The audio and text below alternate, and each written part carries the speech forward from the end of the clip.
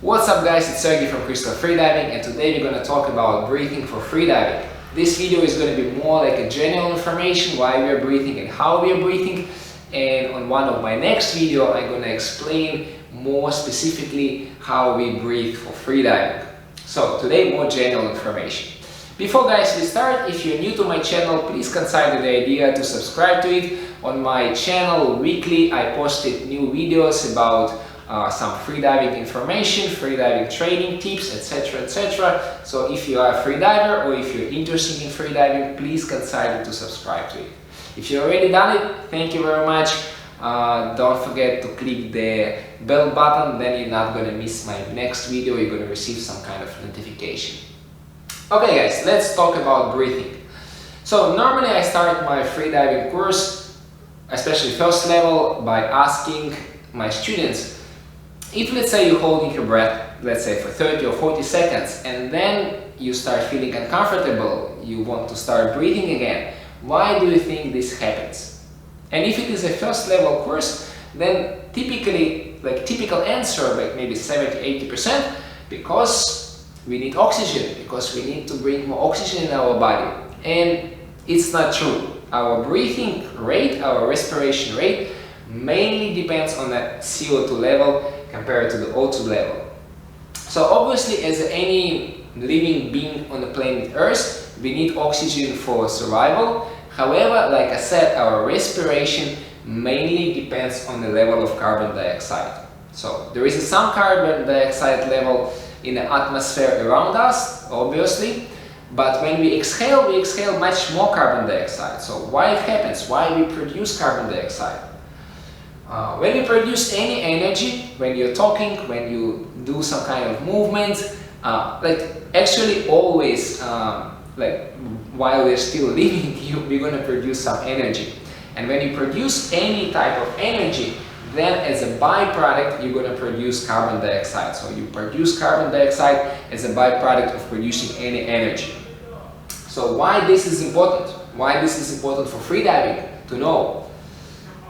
The more energy you produce, the more carbon dioxide you're going to produce. And the more carbon dioxide you're going to produce, obviously, more quicker you want to start breathing. So your breath hold is going to be smaller, your uncomfortable sensation is going to start early. So the less energy you produce, the longer your breath hold is going to be. So this is really important for freediving. Relaxation is the most important part, especially in the beginning. Okay, so let's say you hold your breath, and then you have high level of carbon dioxide. And now your brain is going to detect it, and it's going to send the signal for your respiration muscles. Let's get rid of this carbon dioxide. Okay? On the part number 2, we're going to discuss how we're going to get rid of this carbon dioxide. Okay guys, part number 2 is how exactly we're breathing. So again, on the first part I was telling that when your brain going to detect high level of carbon dioxide, then it's going to be activation of your respiration muscles. So what is your main respiration muscles? The main respiration muscles is your diaphragm, and you have it right here. So it is a big muscle between your chest cavity and your abdominal cavity. You have a big muscles here.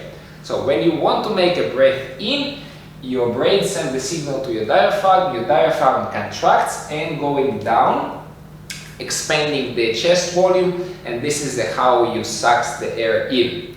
And when you want to make an exhale, your diaphragm relax and go into the normal position, pushing the air out of your lungs, and this is how you exhale.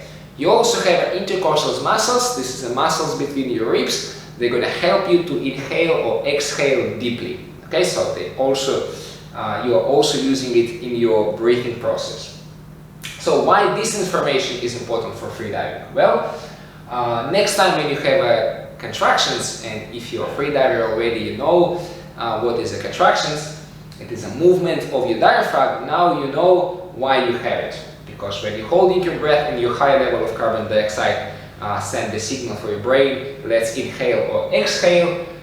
This is why contractions happens. You want to, your brain want to move more air in your lungs, but because you're holding your breath, the diaphragm just going down and up without moving any air in your lungs.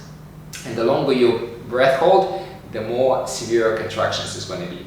Okay, a little bit more further details about how breathing processes happens. So let's say when you're inhaling, the air is going through your mouth to your lungs, and then the smallest part of your lungs is the alveoli.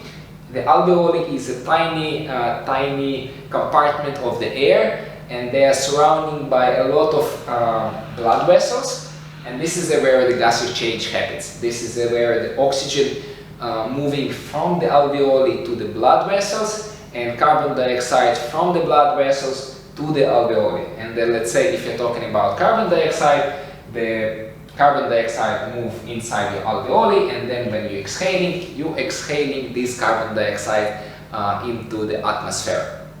And like I said, when you inhale 21% of oxygen, the oxygen going to your alveoli, then it's moving from alveoli to the blood, and then blood carry the oxygen to your tissues. The oxygen normally connected with hemoglobin. This is too much details for this video. I'm going to talk about this later. And then the hemoglobin deliver the oxygen to your tissues, including your brain. Okay, so the bottom line for today is that when you're holding your breath and you're feeling uncomfortable sensation, this is basically a high level of carbon dioxide. And when you have contractions, you have a movement of your respiration muscles, whether of the diaphragm or your intercostal muscles, which are trying to bring more air and remove your old air from your lungs, and this is what we call contractions.